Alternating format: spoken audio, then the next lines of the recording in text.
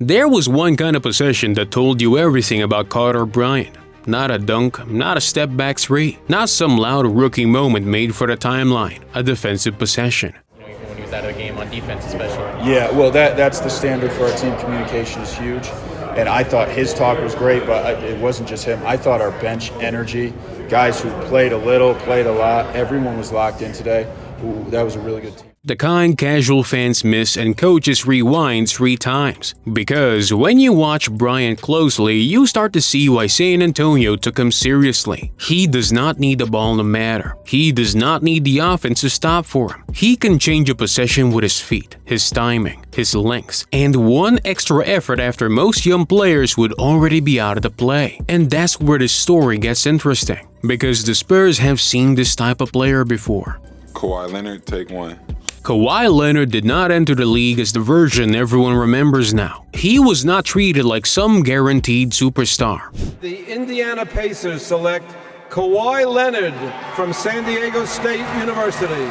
He came into San Antonio as a long wing with huge hands, a serious motor, and a job that sounded boring if you only cared about highlights. Defend, rebound, cut, hit the open shot, do the work that keeps you on the floor. You know, the stuff people say they respect until a player spends his first few years doing exactly that. Kawhi was not handed the offense. He earned trust possession by possession. And slowly, those small things became something much bigger. That's the part people forget. The Spurs did not need Kawhi to look like a star right away. They needed him to become useful first, then dangerous, then impossible to ignore. Now Carter Bryant's walking into a similar kind of situation, and somehow people are already looking past him. But before we start, if you love basketball and you're one of the 90% who watch without subscribing, it's time to join the NBA Inside family. Now let's be careful. I'm not saying Carter Bryant's Kawhi Leonard.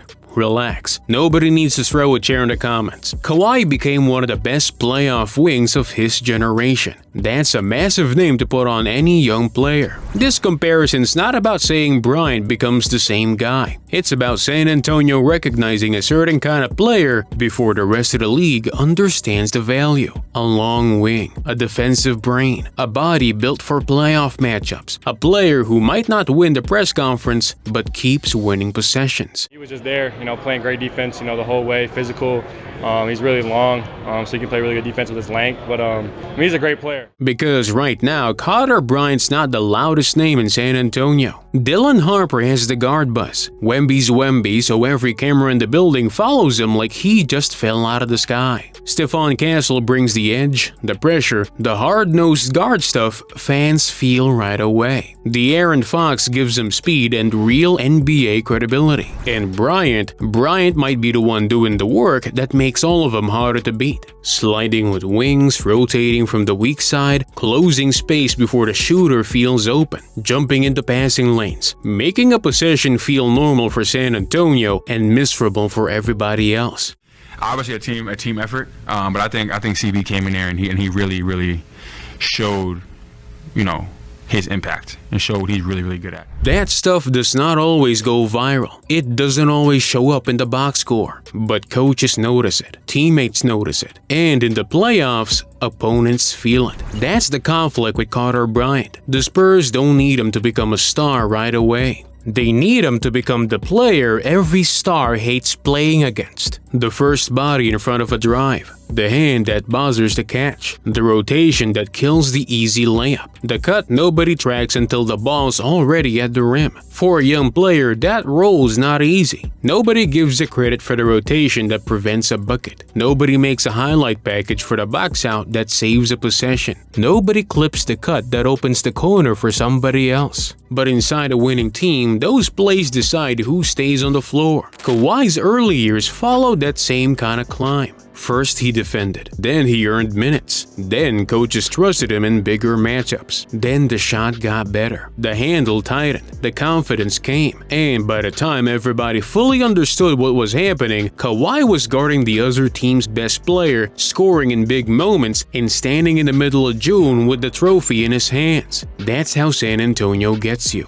Slowly, then all at once. Well, congratulations. Kawhi Leonard is the youngest Finals MVP since 1999. And that's why Bryant matters. Not because he's guaranteed to become some superstar, but because he already looks like the type of wing the league spends years trying to find. He's around 6'8" with real athletic pop, long arms, strong defensive tools, and the kind of frame that makes coaches start thinking about playoff matchups before the offense is even finished developing. That's the first thing. The physical profile's real. This is not the fake versatile defender label teams throw around when a guy survives one switch and prays for help. Bryant can move. He can cover ground. He can buzzer shots without needing a perfect angle. He can get beat, recover, and still rush to play. That matters now, because wings like that are expensive. Every contender wants them. Every playoff team convinces itself it has enough of them. Then May arrives. Some star forward starts hunting matchups, and suddenly the front office is staring at the roster like, yeah, we probably needed one more guy. San Antonio might already have one. And the best part is, Bryant does not need 25 touches for this to matter. He does not need the offense to stop and admire him. He can help by doing the stuff most young players pretend is beneath them.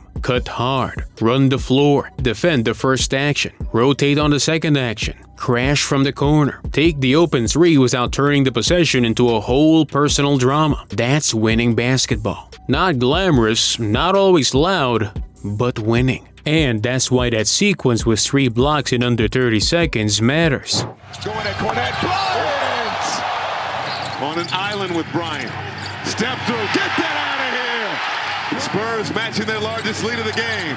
Flag, partially blocked. I know, clips can lie. You can make a guy look like prime Bill Russell if you cut the right 18 seconds and add loud music. This one felt different. The first block was athleticism. The second one was timing. The third one was something else. That was instinct. That was a player staying alive in the possession after most young players would have already stopped. That's the part that makes you lean forward. 1 block can be luck. 2 can be a nice burst. 3 defensive plays in one sequence tells you something about how a player sees the floor. The first jump matters. The second jump tells you more. The recovery tells you even more than that, because defense is not only about the highlight, it's about staying connected after the first thing goes wrong. That's where the Kawhi shadow makes sense. Kawhi was never only strong, he was early. Early to the spot, early to the pass, early to the mistake the offense had not realized it made yet. Bryant's not there. Of course he's not, but you can see the outline. You can see a young wing who does not always wait for the play to fully reveal itself. He has moments where he's already sliding before the pass comes, already loading before the shot goes up, already recovering before the ball handler thinks he has space. Now the offense has to catch up. That's the honest part. The handle still needs work. The jumper has to become steadier. He's not some smooth isolation wing you throw the ball to with 8 seconds left and say, "Go save us." Not yet. Maybe never in that exact way. And that's okay, because the Spurs don't need Carter Bryant to become a volume scorer right now. They need him to become dangerous enough that defenses cannot ignore him. That's a different job. Hit the corner 3, attack the closeout, cut when Wemby draws 2, run when Harper pushes pace, punish the defense for watching the bigger names. That's how a role player becomes a playoff problem. First, fans don't notice him, then coaches start trusting him, then scouting reports start mentioning him. Then one night a star player is asking why this rookie keeps showing up in every possession. What a night for Carter Bryant on both ends. At first the report says help off him. Then he hits 2 corner threes. Next time it says stay attached. Then he cuts behind your head. Next time it says know where he is. Now he's not invisible anymore. Now he spotted a matchup. That's the process. That's the danger. And that's why the Spurs fit is so clean. Wemby bends the whole floor. Harper gives him downhill creation. Castle brings pressure and attitude. Fox gives him veteran speed. Bryant gives him another long wing who can make the lineup bigger, meaner, and harder to attack. That's not a small thing, because once Wemby's on the floor, every defender around him gets a different job. You can pressure higher. You can take away comfort. You can chase harder over screens. You can trust that the backline has a safety net with arms that look illegal. Bryant fits perfectly into that. He can be aggressive because Wemby's behind him. He doesn't have to gamble wildly because Wemby erases so much. He can learn the dirty work while the stars carry the attention. That's the dream setup for a young defensive wing. Kawhi had a version of that too. He grew next to Tim Duncan, Tony Parker, Manu Ginobili, and a Spurs system that did not demand he become a star by Tuesday. He got time. He got structure. He got winning habits. Then one day the role player became the guy nobody wanted to see in June. That's the lesson. Not that every long Spurs wing becomes Kawhi. That would be lazy. The lesson is that San Antonio knows how to build value out of traits other teams ignore too long. They've taken a player whose best work was not always loud, put him into real structure, and let the rest of the league learn the hard way. Bryant is not Kawhi. He's Carter Bryant, and that matters too. His pass will be his own. Maybe he becomes an elite 3-and-D wing. Maybe the handle grows and the ceiling gets stranger. Maybe he becomes one of those playoff defenders who doesn't average 20 but ruins somebody's series anyway. That will be enough.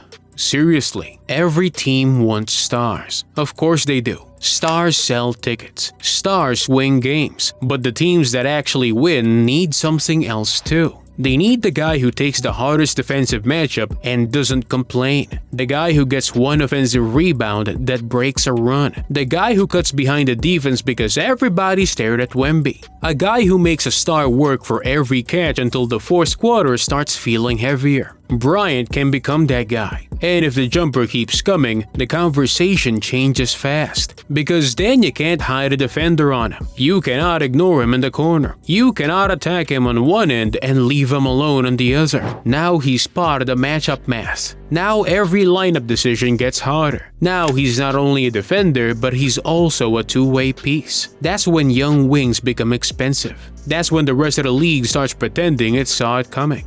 No, it did not. A lot of people are still watching the louder names. That makes sense. Wemby's impossible to ignore. Harper is easy to debate. Castle's easy to feel. Fox is already established. And Bryant is different. He's the kind of player you might not notice until he keeps showing up in the same place your offense wanted to attack. That's a real warning. Not that Carter Bryant has to become the next Kawhi Leonard. He only has to become the first defender a superstar gets tired of seeing. The first body in front of every drive. The first hand near every passing lane. The first rotation that takes away the easy play. The first name opponents start circling when the Spurs become too big, too long, and too annoying to play against. That's how a background player becomes part of the problem. And if San Antonio develops him the right way, the league is gonna look back at these early signs and wonder why it treated them like background noise. Carter Bryant does not need to be Kawhi for this to matter. He only needs to become the kind of wing every contender needs and every opponent hates dealing with. And San Antonio might already know it.